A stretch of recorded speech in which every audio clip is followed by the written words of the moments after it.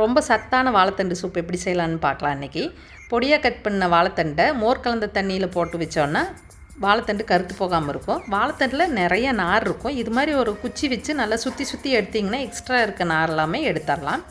இப்போ கடாயில் கொஞ்சமாக எண்ணெய் விட்டுட்டு பட்டை, கிராம்பு, பிரிஞ்சி இலை, ஒரு பச்சை மிளகா, பொடியாக கட் பண்ணி இஞ்சி, பூண்டு எல்லாத்தையும் சேர்த்து வதக்கிட்டு, பொடியாக கட் பண்ண வெங்காயத்தையும் சேர்த்து வதக்கிட்டு, எல்லாம் நல்லா வதங்கினதுக்கப்புறமா கட் பண்ணி வச்சுருக்க வாழைத்தண்டையும் சேர்த்து ஒரு நிமிஷம் போல் வதக்கிட்டு, அதோட சோம்புத்தூள், ஜீரகத்தூள், மிளகுத்தூள், சூப்புக்கு தேவையான அளவு உப்பு சேர்த்து நல்லா கலந்து விட்டுட்டு வாழைத்தண்டு முழுகிற அளவு தண்ணி சேர்த்து 10 நிமிஷம் வாழைத்தண்டை நல்லா வேக வச்சுக்கலாம். வாழைத்தண்டு நல்லா வெந்ததுக்கப்புறமா உள்ளே இருக்க பட்டை, பிரிஞ்சி இலை மட்டும் தனியாக எடுத்துட்டு பாதி வாழைத்தண்டை எடுத்து ஆற வச்சு மிக்ஸி ஜாரில் சேர்த்து கொஞ்சமாக தண்ணி விட்டு அரைச்சி வடிகட்டி இது மாதிரி சூப்போடு சேர்த்து ஒரு நிமிஷம் போல் கொதிக்க வச்சுருங்க. அவ்வளோதான், சூப்பு ரெடி ஆயிடுச்சு.